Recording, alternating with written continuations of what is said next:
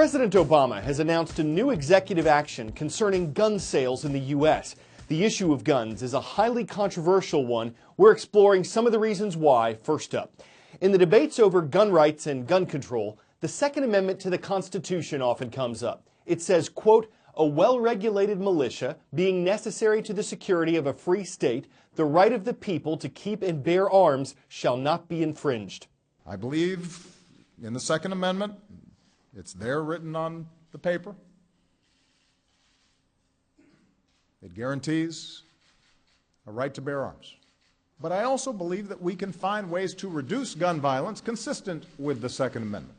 One part of the president's plan would make a new rule for individuals who are, quote, "in the business of selling firearms." It's not exactly clear who that applies to.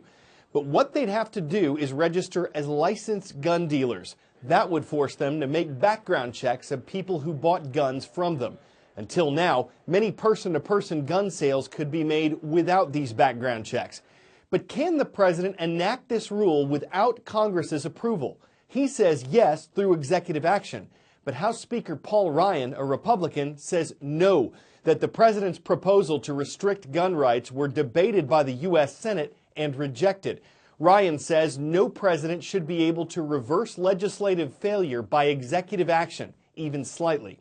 Critics of the president's proposal say it wouldn't have stopped last month's terrorist attacks in San Bernardino, California, or the 2012 shooting at an elementary school in Newtown, Connecticut.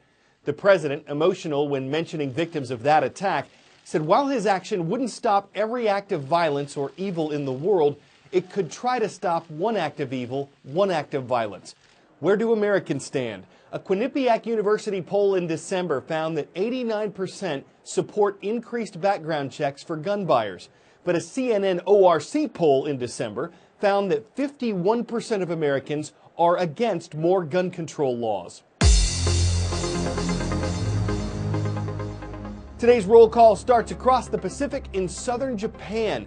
It's the location of Kagoshima Prefecture, and the students of LaSalle High School on the roll. It's great to see you today. From there, we're jumping over to Springfield, the capital of Illinois. Look up to the Falcons. Franklin Middle School is with us today. And from Minnesota, please welcome the Hilltoppers. They're summiting Marshall School in the city of Duluth. The ISIS terrorist group, which surged to power in 2014 and took over large parts of Syria and Iraq, is losing the battle for Ramadi. It's a strategically important city in Iraq. ISIS took control of Ramadi last spring, despite U.S.-led airstrikes in the area. But Iraqi military forces, supported by American ones, have taken most of the city back. Local tribal leaders say the terrorists still control around 25% of the city. Fighting's been intense for weeks. One thing ISIS does to avoid airstrikes and move freely is go underground. Iraqi forces have found tunnels as they've wrestled back control of Ramadi. They've also found mass graves of civilians.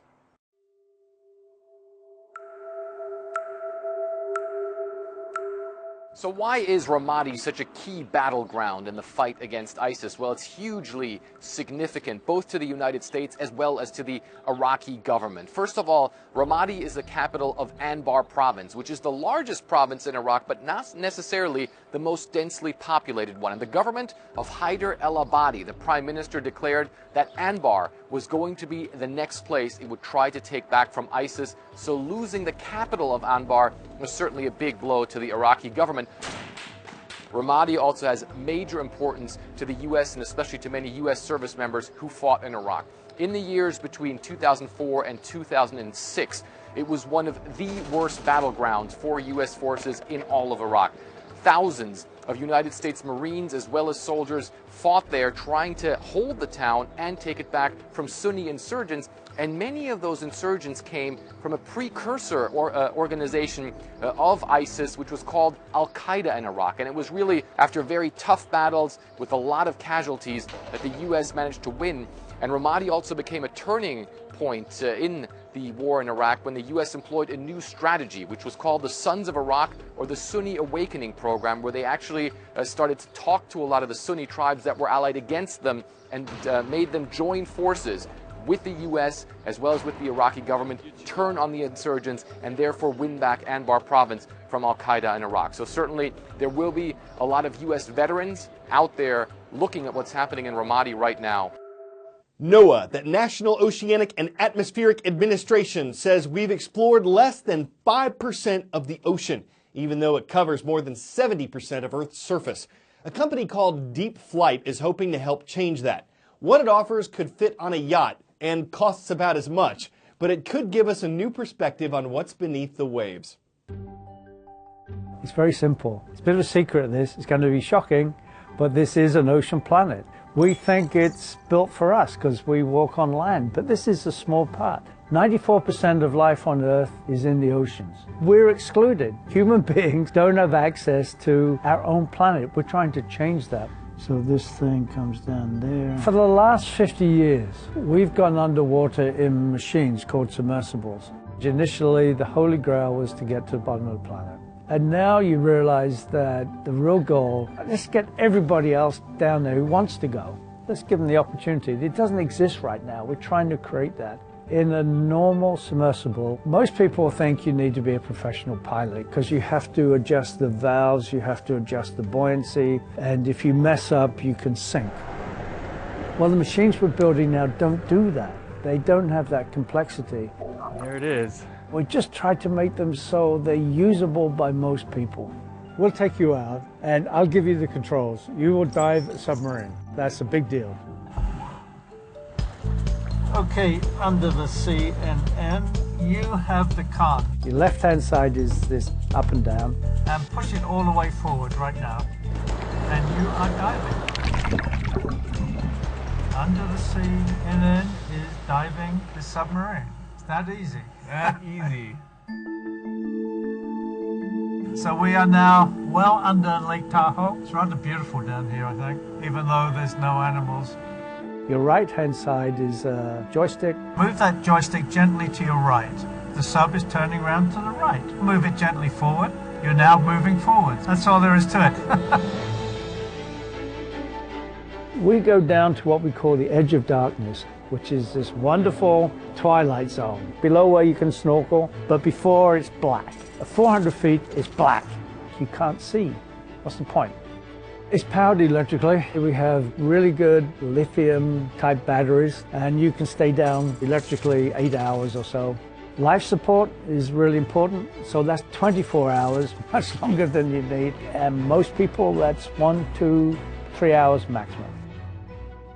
The key to having something that most people can use is if you mess up, what happens? If you get into trouble, you have to do the simplest possible thing. Switch it off. And it floats back. You're home. The very first of anything cost a lot of money, so these cost well over $1 million. How do we get that to most people? We fly in airplanes. We don't have to buy them. You rent one, charter one, you get taken out by one, don't have to buy it. You can't tell the future, but our kids will have access to the ocean in a way that we never did. Their parents thought this planet was explored, trodden, worn out, fought over. That's it. We have to go into space. Our kids are going to go, wait a minute, there's an even bigger planet down here you never had access to, but I do. I'm going to explore this place.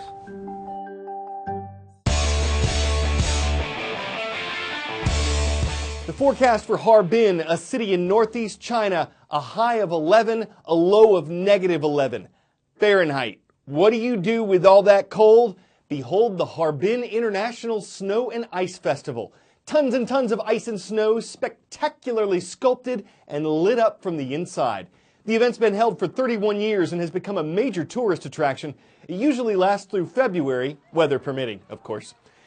This snowy place is no place for the hot-headed. Harbin may give you a warm-hearted welcome, and there's no doubt it beats the heat. But if you prefer fire to ice, you may want to think twice before you chill, even if you have no chill, in a place where the chill is the thrill. I'm Carl Azus, and I'm done harbin on that. CNN Student News hopes you'll chill again tomorrow.